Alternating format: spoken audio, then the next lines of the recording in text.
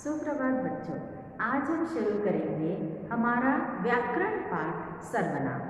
तो बच्चों, आपने पिछली कक्षा में भी पढ़ा होगा कि सर्वनाम क्या है। तो सर्वनाम वो है जो संज्ञा के स्थान पर आता है। जैसे बच्चों, हम जब बात करते हैं तो हम बार बार आगे वाले व्यक्ति का नाम नहीं लेते। जैसे हम अपने दोस्तों से बात कर रहे हो तो बार बार उसका नाम नहीं लेते हैं। तो तुम, तुम्हें, तुमको, तुमने, इस तरह से सर्वनाम शब्दों का उपयोग करते हैं। किसी और के बारे में जब हम बात करते हैं तो उन्होंने, उसने, उनको, उनका, इस तरह से बात करते हैं। तो संज्ञा के स्थान पर जब जो शब्द आते हैं उन्हें कहते हैं सर्वनाम शब्द। तो सर्वनाम के बच्चों 6 भेद हैं। कितने भेद हैं बच्चों? 6। तो वो कौन कौन से भेद है, जरा हम इस पर गौर करेंगे। तो सर्वनाम के हैं 6 भेद। कितने भेद है बच्चों? 6 भेद है। सबसे पहला है पुरुषवाचक, दूसरा है निश्चयवाचक, तीसरा है अनिश्चयवाचक, चौथा है संबंधवाचक, पांचवा है प्रश्नवाचक और छठा है निजवाचक सर्वनाम। कितने भेद है? कुल मिलाकर 6 प्रकार है या 6 भेद है। अब हम इन 6 भेदों की अलग अलग विस्तार से जानकारी लेंगे कि ये 6 भेद कौन से और कैसे हैं। तो सबसे पहला भेद है पुरुषवाचक सर्वनाम। पुरुषवाचक सर्वनाम में वो सभी सर्वनाम शब्द आते हैं जो हम अपने बारे में, दूसरों के बारे में जब उपयोग में लाते हैं। जैसे हम बात करते हैं अपने बराबर वालों से तो हम तुमसे बात करते हैं। हमसे जो बड़े व्यक्ति होते हैं, बड़े आदरणीय लोग होते हैं, तो उनके लिए हम आप का प्रयोग करते हैं, वे का प्रयोग करते हैं। तो पुरुषवाचक सर्वनाम यानी वो जो हम अपने विषय में, हमारे विषय में जो बात करते हैं, हमारे साथ साथ हम दूसरों के विषय में भी जो प्रयुक्त होते हैं सर्वनाम शब्द, उन्हें कहते हैं पुरुषवाचक सर्वनाम शब्द। पुरुषवाचक सर्वनाम के भी बच्चों 3 प्रकार हैं। अब वो 3 प्रकार आप अगले साल पढ़ोगे। मैं आपको थोड़ी सी जानकारी दे दूँ उसके बारे में। तो पुरुषवाचक के भी 3 प्रकार है: उत्तम पुरुष, मध्यम पुरुष, अन्य पुरुष। उत्तम पुरुष यानी मैं अभी पढ़ा रही हूँ, मैं, तुम पढ़ रहे हो, तुम मध्यम पुरुष हो। और जब हम दोनों मिलकर किसी तीसरे के विषय में बात करेंगे, किसी तीसरी कक्षा के विषय में बात करेंगे, तो वे हो जाएंगे अन्य पुरुष। तो इस तरह से पुरुषवाचक में हमारे विषय में, दूसरों के विषय में, किसी तीसरे इंसान के विषय में जब हम बात करते हैं तब ये सर्वनाम हम प्रयोग में लाते हैं। जैसे मैं स्कूल जा रहा हूँ, मैं पढ़ रहा हूँ, तुम कौन हो, तुम कहाँ जा रहे हो, या तुम अपना गृह कार्य करो, तुम यहाँ से अपने घर चले जाओ, वे आज आने वाले हैं, किसी और के विषय में जब हम बात करते हैं। तो इस तरह से पुरुषवाचक में ये सारे शब्द आते हैं। उसके बाद है बच्चों निश्चयवाचक। अब ये जो निश्चयवाचक सर्वनाम है, इसमें हमें निश्चितता से पता होता है उस व्यक्ति या वस्तु के विषय में। ठीक है, जैसे अब तुम्हारे पास तुम्हारी बैग है, तुम्हारी पेंसिल है, ठीक है, इरेजर है, उसके बाद शार्पनर है, तो तुम क्या कहोगे? यह मेरा शार्पनर है, यह मेरी बैग है। या फिर कोई दूसरा तुम्हारा दोस्त कहेगा कि वह उसकी बैग है, किसी का नाम लेकर। तो निश्चितता से हमें पता होता है कि वो व्यक्ति, जैसे आपके घर कोई आया है तो हम क्या कहते हैं? उस इंसान को जब हम पहचानते हैं तब हम निश्चितता से अपने पेरेंट्स को बताते हैं कि वे आए हैं। तो इसमें निश्चितता से पता होता है कि वो व्यक्ति या वस्तु उसी की है। ठीक है, तो ये हुआ निश्चयवाचक सर्वनाम। जैसे वह घर जा रहा है, वह उसकी बैग है, वह उसका टेबल है, इस तरह से।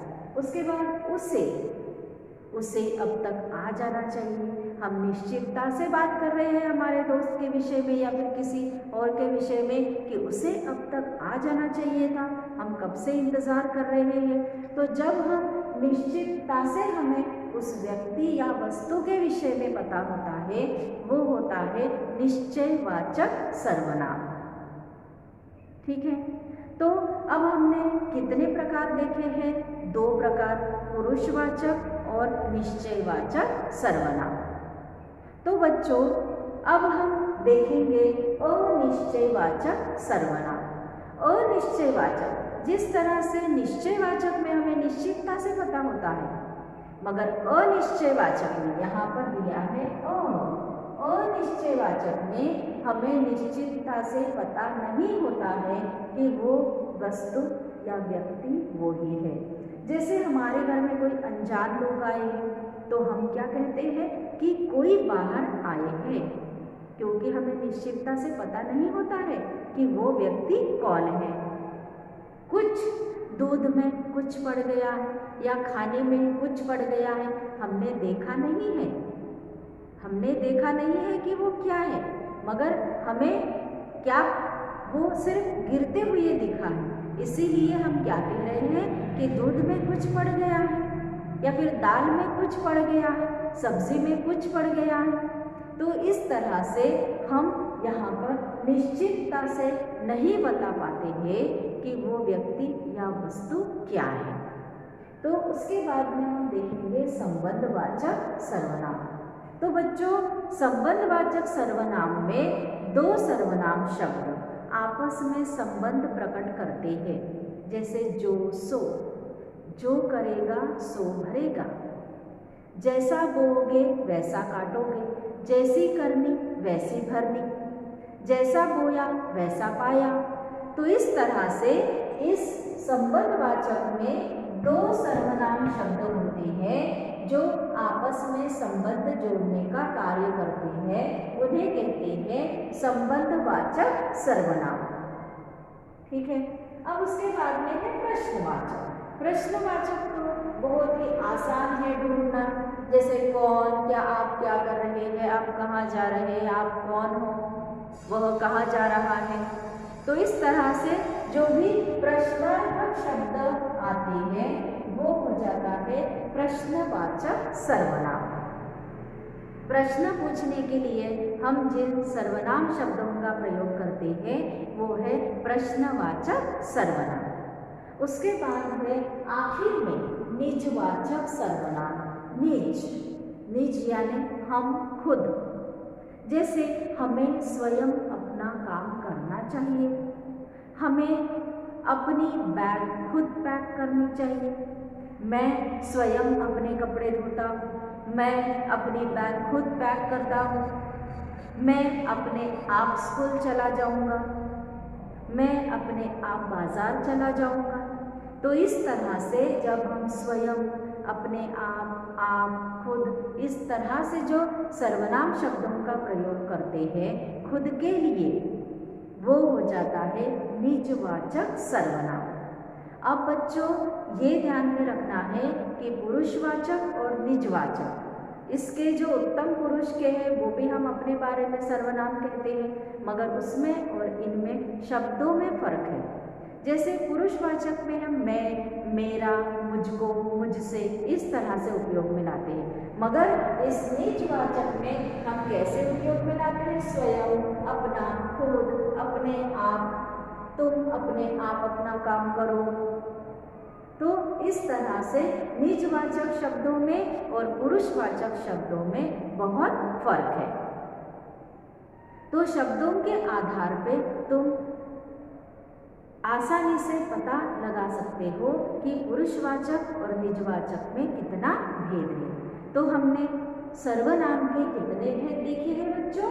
सबसे पहले पुरुषवाचक, उसके बाद निश्चयवाचक, इसमें हमें निश्चितता से पता होता है। उसके बाद अनिश्चयवाचक, हमें निश्चितता से पता नहीं होता है। उसके बाद संबंधवाचक, जो सर्वनाम शब्द आपस में संबंध जोड़ते हैं। उसके बाद प्रश्नवाचक, जिन सर्वनाम शब्दों से प्रश्न पूछे जाते हैं वो है प्रश्नवाचक सर्वनाम।